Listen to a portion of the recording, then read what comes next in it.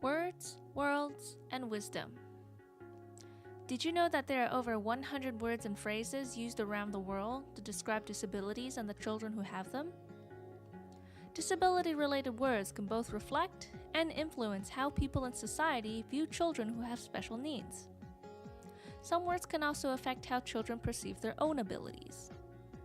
In recent work, researchers in British Columbia conducted a review of the published literature and consulted with experts to classify cultural terms around disability. They identified over 100 terms from 21 countries and found that these terms could be classified into different categories. How many cultural terms have you come across in the classroom? How are they used? Disability terms have evolved over the years. Some words that were commonly used in the past are no longer used because they are considered harmful. While stigmatizing words should be avoided, some terms still require ongoing reflection and conversation. One example is the discussion about whether to use person-first or identity-first labels to refer to children with disabilities. Let's consider this. The phrase, a child with a disability, as in a child with cerebral palsy or a child with ADHD, is person-first, because it emphasizes the individual.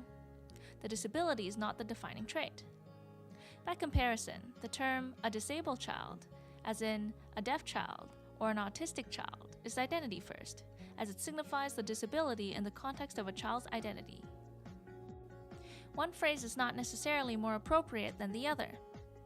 For example, some communities, such as groups within the deaf and autistic communities that hold their conditions to be integral to their identities, might prefer identity-first wording.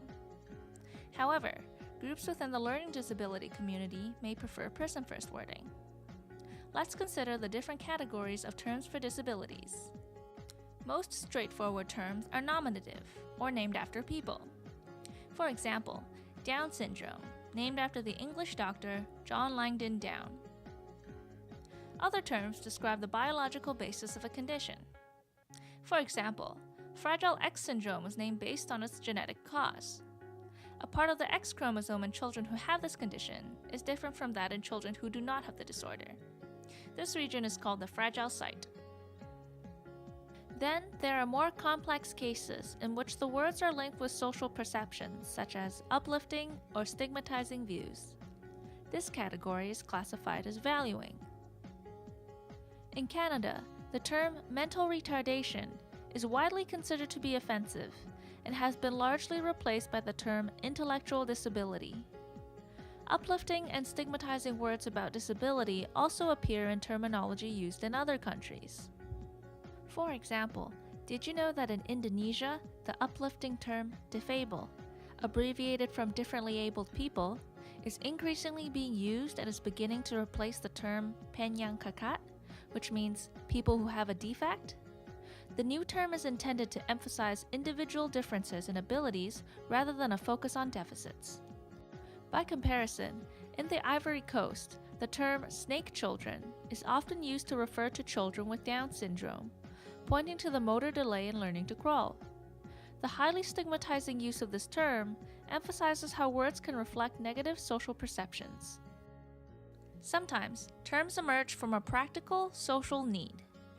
In Japan, for example, the term Hattatsu Shougai encompasses autism, ADHD, and learning disability, and was coined not in the context of a diagnostic term, but to capture and give a label to students who are falling through the cracks in the educational system. The goal of adapting the term Hattatsu Shougai as a label was to ensure equitable opportunity and social services for all children. Another way to categorize terms is based on how others view the way the child relates to the world around them. For example, whether the child demonstrates internalizing behaviors like keeping to themselves or externalizing behaviors like hyperactivity. The words we use can make a child feel valued or not, and can emphasize the positive or negative aspects of a disorder. As such, it is important to be cognizant of the language you use, embrace diversity, and model inclusivity. When unsure of what label to use, for example, whether to use person-first or identity-first language, it is best to ask the child and his or her parents for their preferences. It is important not to assume what labels people prefer.